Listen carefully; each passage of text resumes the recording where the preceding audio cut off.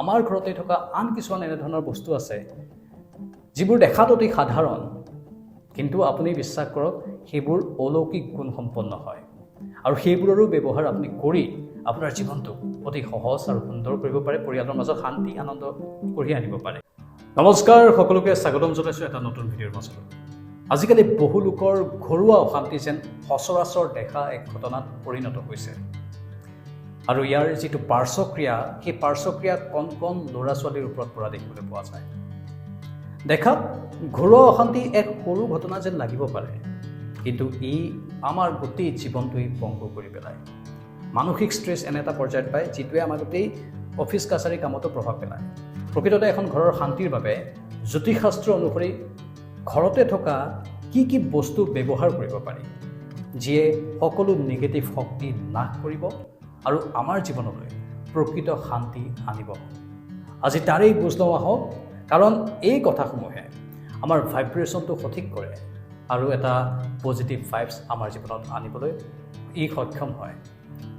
আমি মানসিকভাৱেও বহুখিনি সন্তুষ্টি পাওঁ। প্ৰথমতে তুলসী গছৰ কথা ক'ব লৈছোঁ। তুলসী গছৰ বহুত মহত্ব আছে আৰু তুলসী গছক ঘৰৰ আটাইতকৈ ডাঙৰ বাস্তুদোষ নিবাৰক বুলি কোৱা হয়। আমি সাধাৰণতে অসমীয়া মানুহে ঘৰত তুলসী গছ ৰাখোৱেই, কিন্তু তুলসী গছ আচলতে ঘৰৰ উত্তৰ পূব বা উত্তৰ পূব, যাক ঈশান কোণ বুলিও কওঁ, সেই দিশত ৰোপণ কৰিব লাগে বাস্তুশাস্ত্ৰ অনুসৰি। উপকাৰিতাৰ কথা যদি কওঁ, ই ঘৰৰ চাৰিওফালে থকা ঋণাত্মক শক্তি নাশ কৰিব পাৰে আৰু প্ৰতিদিনে সন্ধিয়া তুলসীৰ তলত ঘিউ বা সৰিয়হৰ তেলৰ চাকি এগছি জ্বলালে ঘৰত লক্ষ্মী দেৱীৰ কৃপা বৰ্তি থাকে। এইটো মাত্ৰ এটা সাধাৰণ কথা, কিন্তু আৰু বহুত এনেকুৱা ধৰণৰ সামগ্ৰী আছে, ঘৰৰ এনেকুৱা বস্তু আছে যিবোৰে আমাক সহায় কৰি থাকে। দ্বিতীয়তে ময়ূৰৰ পাখিৰ কথাও আমি ক'ব লাগিব। ময়ূৰৰ পাখিৰ আন এক মহত্ব আছে। ময়ূৰৰ পাখিক সকলো দেৱ দেৱীৰে প্ৰিয় আৰু অত্যন্ত পবিত্ৰ বুলি ধৰা হয়, আনকি শ্ৰীকৃষ্ণৰো অতি প্ৰিয়। ঘৰৰ যদি ড্ৰয়িং ৰুম বা লকাৰ, টকা পইচা থকা ঠাইত যদি আপোনালোকে ময়ূৰৰ পাখি ৰাখিব পাৰে, সি খুবেই ভাল। ইয়াৰ উপকাৰিতা কি কি? ই ঘৰৰ পৰা গ্ৰহ দোষ, বিশেষকৈ ৰাহু কেতুৰ দোষ ই আঁতৰ কৰে আৰু যিবোৰ অপদেৱতা আছে সেই অপদেৱতা বা কুদৃষ্টিৰ পৰা আমাৰ ঘৰখনক ৰক্ষা কৰিবলৈ সক্ষম হয়। আপোনাৰ যদি কিবা গ্ৰহ দোষো আছে তেনেহ'লে ই আঁতৰ কৰিব। তৃতীয়তে পানীৰ ফুৱাৰাৰ কথা আমি ক'ব লাগিব। ৱাটাৰ ফাউণ্টেইন বুলি যাক আমি কওঁ, আজিকালি বহুতে ৰাখে। বাস্তুশাস্ত্ৰত পানীৰ প্ৰবাহক আৰ্থিক উন্নতি আৰু শান্তিৰ প্ৰতীক হিচাপে চোৱা হয়, আনকি এই পানীৰ ফুৱাৰাই মনৰ শান্তি আনিব পাৰে। ঘৰৰ উত্তৰ বা উত্তৰ পূব দিশত এটা সৰু পানীৰ ফুৱাৰা যদি আপোনালোকে ৰাখিব পাৰে, তেনেহ'লে ই আপোনাৰ ঘৰৰ শান্তিৰ বাবে অত্যন্ত গুৰুত্বপূৰ্ণ হ'ব। যদি ফুৱাৰা ৰাখিব নোৱাৰে, তেন্তে পানী বৈ থকা সুন্দৰ ছবি এখনো আঁৰি দিব পাৰে। ইয়াৰ বহুখিনি উপকাৰিতা আছে। আচলতে ইয়াৰ ফলত ঘৰলৈ ধনৰ আগমন সুচল হয়, পৰিয়ালৰ সদস্যসকলৰ মাজত থকা মানসিক চাপ দূৰ হয় আৰু শান্তি শৃংখলা অটুট থাকে। এনেও আপোনালোকে টেপ বা যিকোনো পাইপৰ পানী অবাবত খৰচ নকৰিব, সি আপোনালোকক সহায় কৰি থাকিব মনৰ শান্তি ৰক্ষা কৰাৰ ক্ষেত্ৰত। চতুৰ্থতে পিৰামিডৰ কথা ক'ব লাগিব। বাস্তুশাস্ত্ৰত পিৰামিডৰ এক বিশেষ গুৰুত্ব আছে। ই মহাজাগতিক শক্তিক একত্ৰিত কৰিব পাৰে। তাম, পিতল বা ক্ৰিষ্টেল, তাত যদি সৰু পিৰামিড ঘৰৰ কেন্দ্ৰস্থলত, যিটোক আমি ব্ৰহ্মস্থান বুলিও কওঁ, বা যিটো কোঠাত বাস্তুদোষ আছে বুলি আপোনালোকৰ অনুমান হৈছে, তাত ৰাখিব পাৰে। ইয়াৰ কি কি উপকাৰিতা আছে? এই ঘৰৰ নেতিবাচক শক্তিক ইতিবাচক শক্তিলৈ ৰূপান্তৰিত কৰে আৰু ঘৰৰ মানুহৰ একাগ্ৰতা বৃদ্ধি কৰে। পঞ্চমতে আমি ক'ব লাগিব ক্ৰিষ্টেল বলৰ কথা। ক্ৰিষ্টেল বল, তাৰো বহুতখিনি গুৰুত্ব আছে।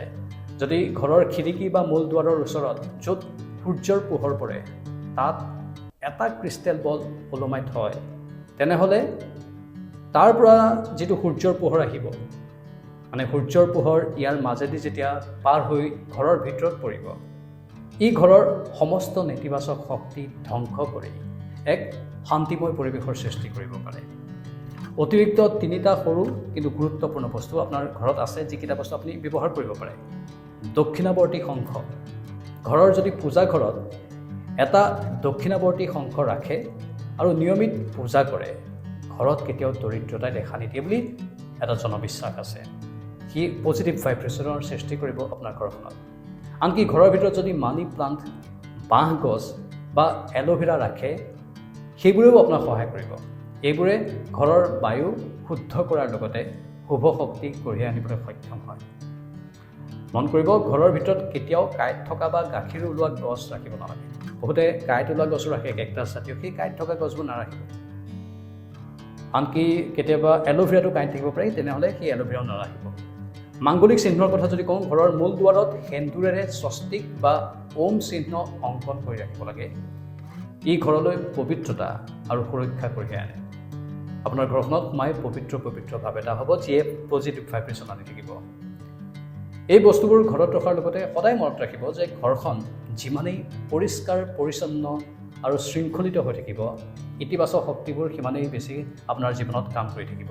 আৰু পৰিষ্কাৰ পৰিচ্ছন্ন ঘৰত ৰাহু বা কেতুৱে একো খেলিমেলি কৰিব নোৱাৰে। মানে ৰাহু দোষ বা কেতুৰ দোষো এই পৰিষ্কাৰ পৰিচ্ছন্নতাই আঁতৰ কৰিব পাৰে।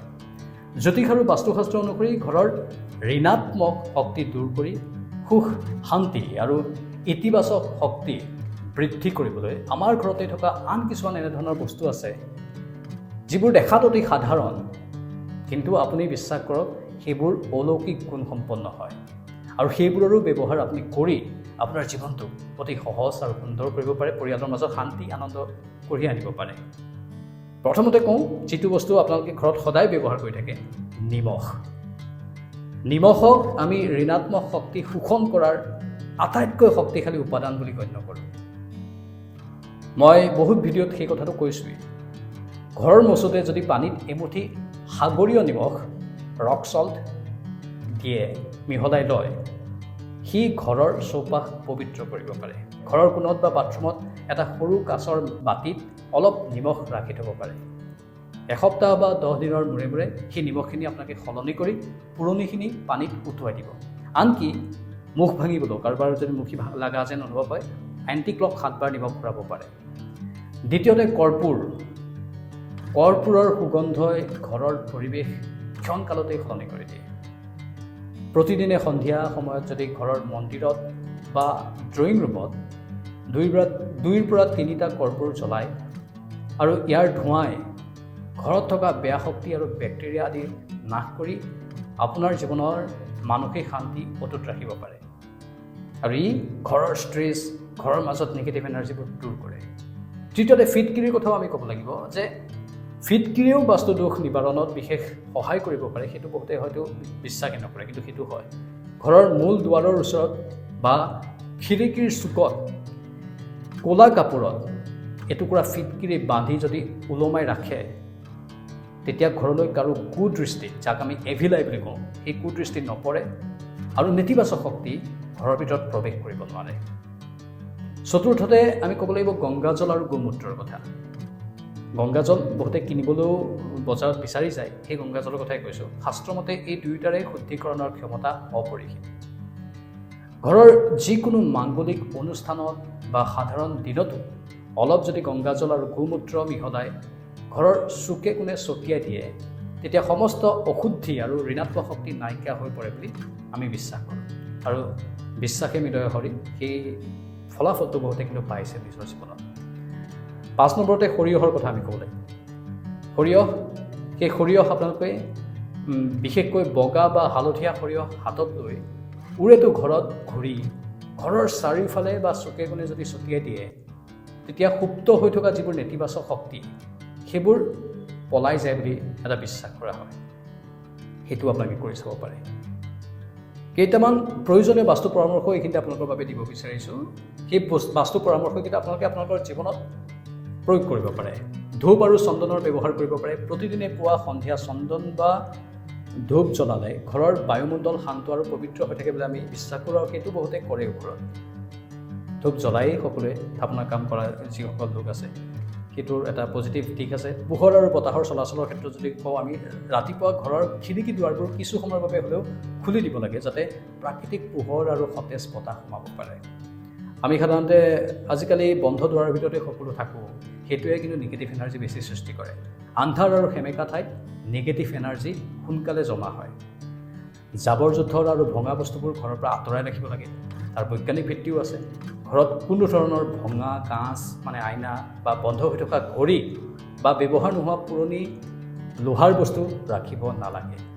এইবোৰে ঘৰত কণ্ডল আৰু মানসিক অশান্তিৰ সৃষ্টি কৰে।